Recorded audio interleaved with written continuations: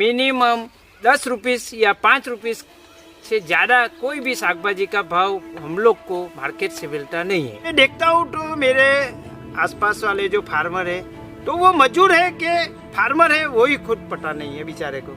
आपका कुछ भी लो, चश्मा लीजिए, कैक आप जर्सी लीजिए, सब कुछ चीज़ बनती है तो वो आप इधर नहीं बेचते हैं, आप पूरे देश में बेचते हैं। और खेडूत वाले को बोलता है मंडी में से आपको मंडी को ही देना पड़ेगा, उसको बोलेगा एपीएमसी में ही देना पड़ेगा, सरकारी मंडी में ही देना पड़ेगा। वो तो होने वाला नहीं है, क्योंकि फार्मर को तो आप बाउंड कर देंगे कि भाई तेरी प्रोडक्ट मैं ही लूंगा, तो नहीं चलने वाला है। उसको आप ऐसा करेंगे कि यू आर ऑल्सो ओपन, कि भाई यू कैन सेल एनीवेयर, तो ये उसको कुछ होने वाला है ना। जिसको करना है तो उसको तो करना है ना। आप 100% ऑर्गेनिक फार्मिंग करते हो? 100% ऑर्गेनिक फार्मिंग है। मतलब नो पेस्टिसाइड, नो फर्टिलाइजर, कुछ भी नहीं? No fertiliser, no pesticide. नमस्कार दोस्तों, आज से कुछ 4 से 5 महीने पहले सरकार ने संसद में एक बिल पास किया, जिस बिल ने एक बहुत ही अलग मोड़ लिया है। इस बिल के विरोध में काफी फार्मर्स दिल्ली तक आए और बीच में 26 जनवरी को एक बहुत बड़ी घटना भी हो गई और इसके बाद हो गया इंटरनेशनल ट्वीट्स और इसने इस घटना को पूरा अलग ही मोड़ दे दिया। गाइस, हम ये सब ट्वीट्स और ये सब प्रोपोगेंडा में नहीं पड़ेंगे। कोई भी घटना शुरू होती है ना, उसके पीछे हमें उसके बेस को देखना चाहिए।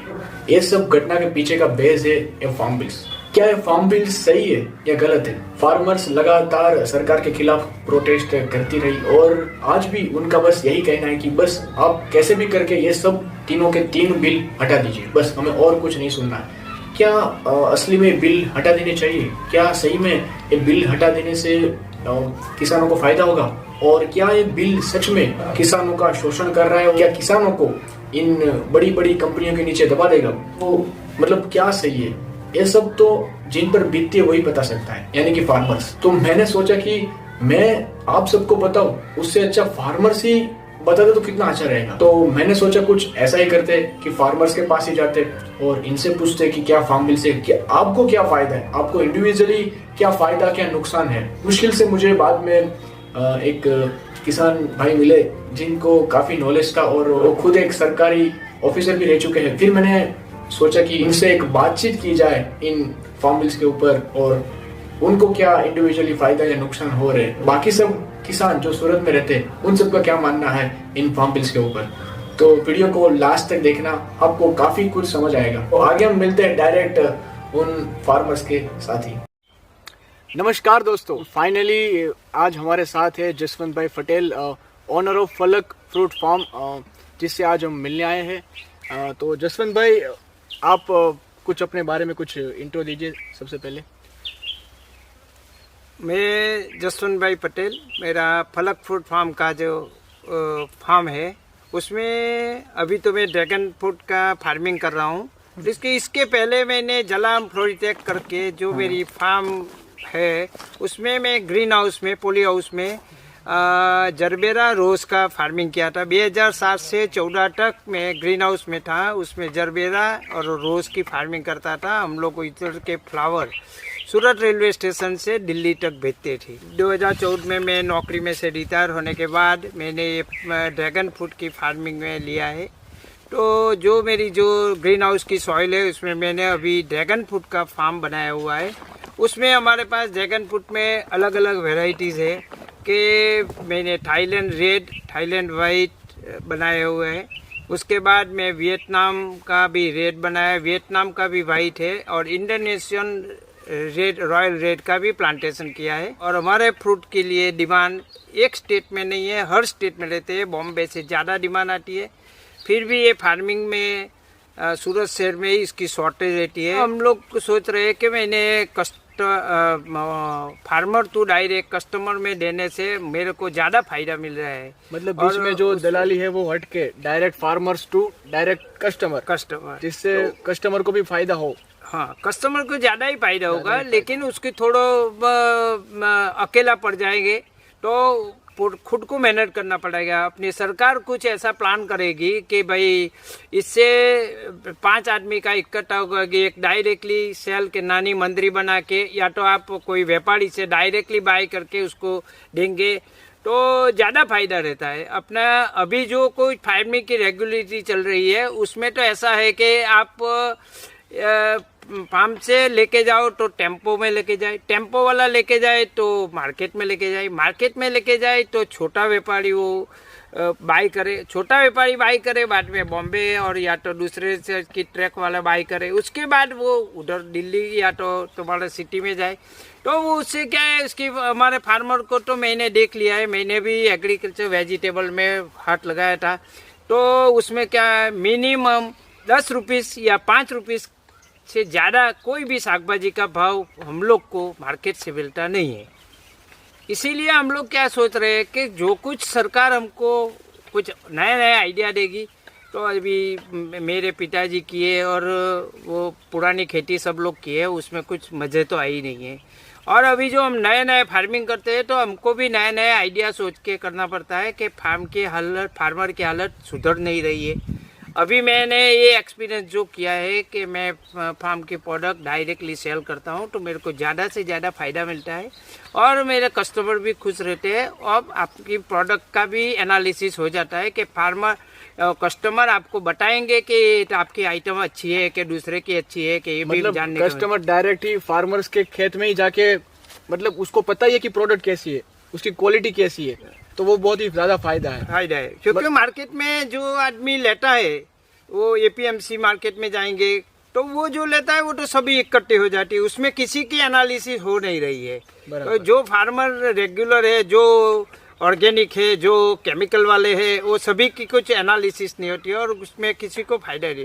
आप पोता अपनी प्रोडक्ट अपना ब्रांड बनाओ, अपने इससे आप फार्मर टू कस्टमर के कांटेक्ट में रहेंगे तो बढ़िया कर सकते हैं। कि हम लोग का जो ग्रुप है उसको मैं इनवाइट करके मैं खुद की फार्मिंग ऑर्गेनिक है कि नहीं है, वो है कि नहीं है, वो सब मैं उसको बताता हूँ। आप 100% ऑर्गेनिक फार्मिंग करते हो?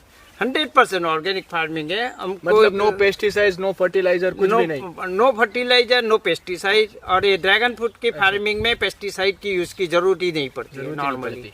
और मेरे पास अभी जो मैंगोज और वो है वही कॉमर्शियल है और उसमें मैं केमिकल यूज। ड्रैगन फ्रूट के अलावा कौन कौन से और भी प्रोडक्शन? ऐसे तो मेरे पास 32 फ्रूट का झाड़ है और मेरे शौक के बहुत से बनाए हुए।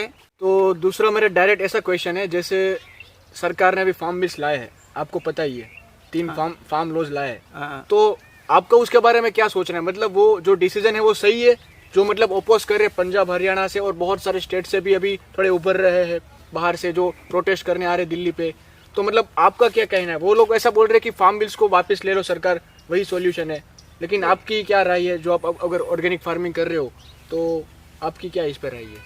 अभी जो आप देखे होंगे कि सूरत टेक्सटाइल हब है, टेक्सटाइल हब में आज सूरत की मार्केट में जो प्रोडक्शन हो रही है तो वो पूरा सूरत में तो है ही नहीं, सूरत तो उसका प्रोडक्शन सेंटर है, वो पूरा इंडिया में बेच सकता है कि किधर से जाए तो कन्याकुमारी से लगा के कलकत्ता तक उसकी प्रोडक्ट जाती है। आपका कुछ भी लो, चश्मा लीजिए, कैक आप जर्सी लीजिए, सब कुछ चीज़ बनती है, तो वो आप इधर नहीं बेचते हैं, आप पूरे देश में बेचते हैं। और खेडूत वाले को बोलता है मंडी में से आपको मंडी को ही देना पड़ेगा, उसको बोलेगा एपीएमसी में ही देना पड़ेगा, सरकारी मंडी में ही देना पड़ेगा। वो तो होने वाला नहीं है, क्योंकि फार्मर को तो आप बाउंड कर देंगे कि भाई तेरी प्रोडक्ट मैं ही लूँगा, तो नहीं चलने वाला है।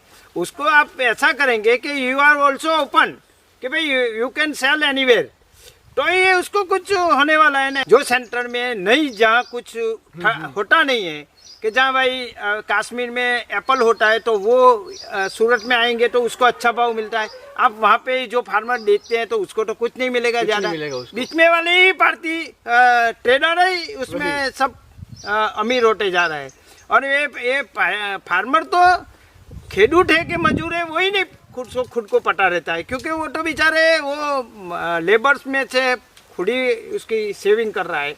और उसकी वजह से ये जो चक्कर चल रहा है वही है कि आपको एक यूनिटी बने कि बड़ा फार्मिंग होगा, बड़ी फार्मिंग होगी तो आपके पास बड़ी वस्तु सेल करेंगे। अगर मतलब हमारे जैसे अगर कोई बच्चे हो गए जो टेक्निकल, वो भी देखेंगे इसको कि हम लोग आगे भी बढ़ सकते हैं, अच्छे बिजनेसमैन बन सकते हैं। अभी आप देखते होंगे कि कितने इंजीनियर और लोग अपनी नौकरी छोड़ के अलग अलग तरीके की फार्मिंग में आ रहे हैं। हमने भी अजी रेड सैंडलवुड, मेरा बच्चा अभी 15 साल के बाद होगा तो उसको फायदा होगा, तो उसको कुछ पता चलेगा। तो मैंने 200 सैंडलवुड बनाए, पहले किसी को बना नहीं देते थी सरकार। तो ये सब जो चेंजेस हुई है, और वो जो चेंजेस की वजह से फार्मर को 5 पैसा मिलने वाला है, तो वो कानून चेंजेस करेंगे तो ही मिलता है। कानून में जो जो चेंजेस करते जाएंगे तो कुछ फार्मर को और अच्छा मिलने लगेगा। हाँ, तो वो तो सब ठीक है, लेकिन जो दूसरा बिल था वो ऐसा था कि कॉन्ट्रैक्ट फार्मिंग। तो काफ़ी लोगों को ऐसा हो रहा है कि कॉन्ट्रैक्ट फार्मिंग नहीं होनी चाहिए, पूरा प्राइवेटाइजेशन हो जाएगा। तो उसके ऊपर आपकी क्या राय है, मतलब कॉन्ट्रैक्ट फार्मिंग के रिलेटेड?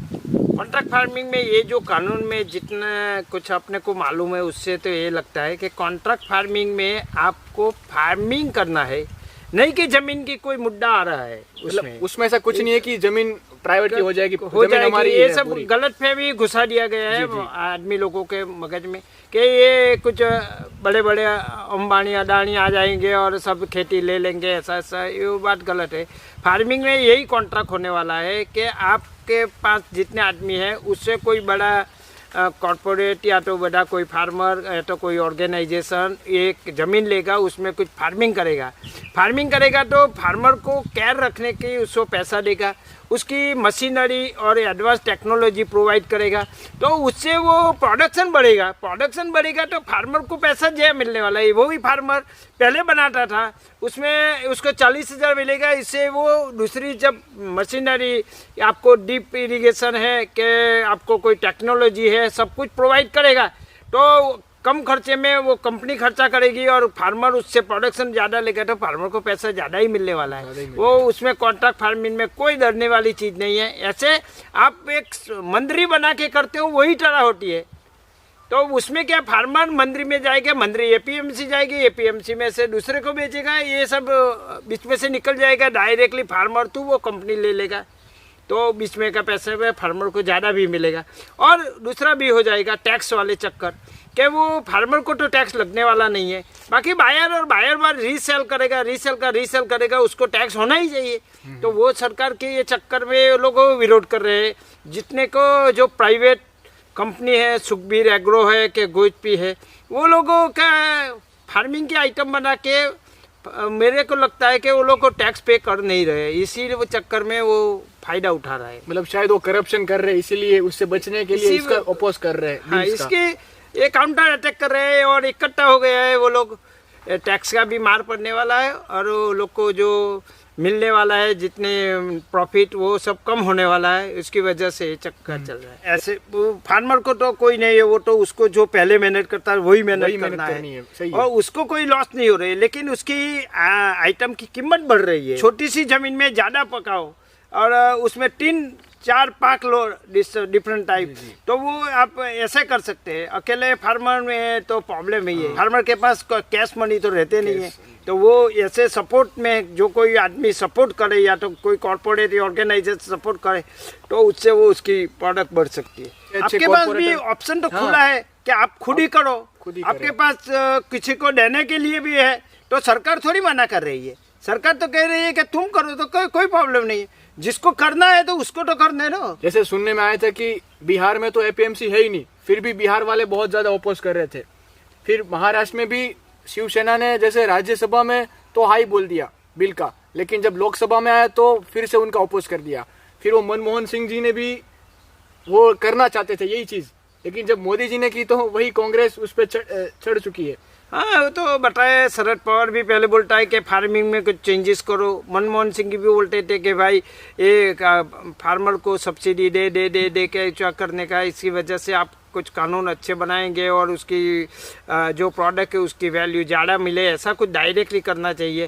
तो वो सब नहीं कर पा रहे। और उसके बाद में जो सिनारियो चेंज हो गया कि वहाँ पे पॉलिटिकल में शिवसेना शरद पवार इकट्ठे हो गए, ये साइड में कांग्रेस की सरकार और पंजाब की कांग्रेस का ये सब इकट्ठा होके ये हल्ला गुल्ला चालू कर दिया। एक्चुअली तो ये कॉन्ट्रैक्ट फार्मिंग के वो से तो पैसा तो फार्मर को ही मिलने वाला है। जी बिल्कुल। और काफी लोग ऐसा बोल रहे हैं कि इससे एमएसपी का भी खतरा है, एमएसपी से भी बहुत कम पैसा मिलेगा इस फार्म के लो से, उसके ऊपर आपका क्या कहना है? देखो एमएसपी का ऐसा है कि गेहूँ, चोखा और आपका कठोर, भैंसिंग, मगफली, ये सब चीज का एमएसपी होती है। आप जाएंगे तो नॉर्मली 40% खेडूत तो वेजिटेबल शाकभाजी बनाते हैं, बराबर है। तो उसके लिए तो कोई फायदा ही नहीं है वो एमएसपी। और वो सब तो एमएसपी तो जो परमानेंट आइटम है कि वो हैवी प्रोडक्ट है और सरकार खरीद भी सकती है और उसको स्टोर करके बाद में दे सकती है फ्री में रेशन कार्ड में, ये वो होना है। लेकिन ये जो छोटे छोटे फार्मर है जो उसकी डेली वेजिस से काम चलता है, वो वेजिटेबल बनाते हैं, उसका है। तो उसके लिए तो एमएससी का कोई चक्कर नहीं है। और वो लोग जो एमएससी का बदल जाएगा वो हो जाएगा, ऐसा कुछ होने वाला नहीं। एपीएमसी भी चालू रहने की सरकार तो बता ही रही है। उसके बाद तो क्या है, उसका विरोध करना चाहिए।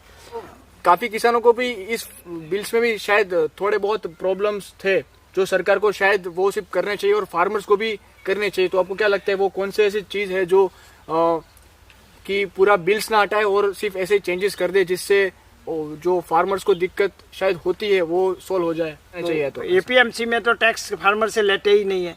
और प्राइवेट कॉर्पोरेशन में जो ये फायदा देने चालू करेगा तो सरकार को लॉस है। उसको क्या करना चाहिए कि एपीएमसी का जो बायर है और डायरेक्ट जो करेंगे दोनों को टैक्स लगाएंगे सरकार, तो सरकार को भी इसमें फायदा। या तो दोनों को टैक्स लगे या फिर दोनों को टैक्स ना लगे। टैक्स लगे मतलब एपीएमसी और जो प्राइवेट सेक्टर है उनको दोनों को बराबरी में रखा जाए। दूसरा वो भी है, कानून की बात है कि भाई इसका सरकार बता रही थी पहले कि भाई तालुका अधिकारी या तो कोई अपना सरकारी अधिकारी ये डिसीजन करेगा और वो कंपनी वाला उसको फोड़ देगा।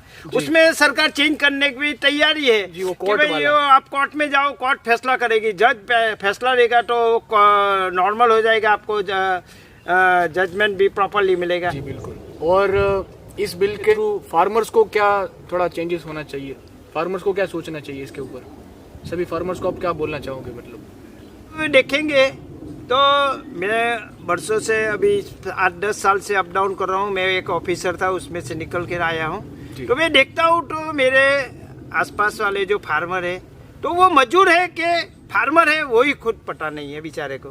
वो 200 रुपया क्या 300 रुपये की मजदूरी बचाने के चक्कर में वो मेहनत कर रहा है। तो उसको फायदा तब मिल सकता है कि जब कोई प्राइवेटाइजेशन में कोई उसकी प्रोडक्ट की बायर अच्छा मिले तो ही वो आगे बढ़ेगा। अभी इतना सालों से जो चल रही है तो फार्मर खुद तो चेंजेस, पैसा ही नहीं तो चेंजेस होने वाला नहीं है। सरकार कहाँ तो उसके कोई कानूनी रक्षण देगी और उससे कोई चेंजेस करेगी तो ही वो फार्मर कर सकता है। तो फार्मर के लिए अभी ये कानून बनाया तो वो बोलेगे नहीं, फार्मर को सरकार भी देखेगी कि फार्मर को लॉस नहीं होना चाहिए, क्योंकि वो उसने ही उसके कानून में उसको विश्वास दिलाया है। मतलब फार्मर को नए चेंज के लिए रेडी होना चाहिए, क्योंकि फार्मर रेडी है ही। अपने जो कुछ स्टेट है उसके सिवा तो सब फार्मर रेडी है। वहाँ पे के जो अभी दिल्ली में बैठे हुए उसमें कितने को पता ही नहीं है कि क्यों बैठे हैं वो। अभी हमारे गुजरात में तो मेरी गुजरात की सरकार और अभी भी जो गुजरात की सरकार है वो भी हम लोग खेती में सही तरीके से और गाइडलाइन के साथ हेल्प करती है, जिसमें कोई करप्शन रहता नहीं है। हमको कोई भी सब्सिडी और कोई भी चीज़ है तो मिलता है। और मेरे को लगता नहीं है कि गुजरात के फार्मर ये सब एक कृषि आंदोलन के चक्कर में पड़ेंगे, क्योंकि ऐसे भी गुजरात का फार्मिंग जब भी इतना सोचने के बाद आपको पता होगा कि जયારે कच्छ का रण किसी को पता नहीं है, वहाँ आज बड़ी फार्मिंग हो रही है, ड्रैगन फ्रूट का हब है वो। मतलब कुल मिला के फार्मर्स को भी थोड़ा बहुत समझना चाहिए और बाकी जनता को भी थोड़ा बहुत समझना चाहिए कि जो हो रहा है वो कहीं ना कहीं अच्छे के लिए हो रहा है। मतलब पूरा का पूरा बिल तो हटा देना नहीं चाहिए। पूरा बिल हटाने का सवाल ही नहीं आता है, उसमें चेंजेस कर सकते हैं। और एक बार कानून लगे उसमें कुछ डिफेक्ट आएगी तो हर सरकार चेंजेस करती है, बहुत सी सरकार ने चेंजेस किया है, तो उसके मुताबिक तो कानून जब इम्प्लीमेंटेड नहीं होगा तब तो कुछ पता ही नहीं चलेगा कि क्या है उसमें दिक्कत आने वाली है। तो दिक्कत आएगी तभी उसका सॉल्यूशन होता है। अपने आप आदमी और फार्मर भी अपने आप तरीके से चेंजेस करता रहता है कि भाई मेरे को फार्मिंग कैसे करना है करके। जी। तो जसवंत भाई पटेल, आप लोगों ने पूरा वीडियो देखा और आशा रखता हूँ कि आप लोगों को भी समझ आया। जैसे मैंने आपको बोला कि मैं खुद बताऊंगा तो आपको समझ नहीं आएगा, लेकिन एक फार्मर्स की पॉइंट ऑफ व्यू से अगर आपको मैं बताना चाहता था जो मैंने बताया आप सबको, आशा रखता हूँ कि आपके दिमाग में ये बात घुसी होगी और थोड़ा बहुत आपको भी समझ आया होगा।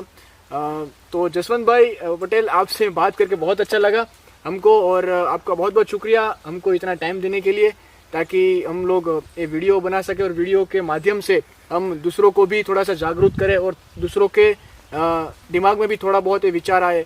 और गाइस, मैं आपको भी बोलना चाहता हूँ कि आपके आसपास जो फार्मर्स है उनको इसके बारे में कुछ अगर पता नहीं है, फार्म बिल्स के बारे में, तो प्लीज़ उनको थोड़ा बहुत समझाइए। और अगर आपको अगर पता नहीं और आप सिर्फ प्रोपोगंडा की वजह से सब बहुत कुछ आगे बढ़ रहे हो, तो प्लीज़ स्टॉप हो जाइए, पहले पूरे बिल्स पढ़िए, फिर पहले जो मूल है, जो बेसिस, उनके ऊपर थोड़ा ध्यान दीजिए आप।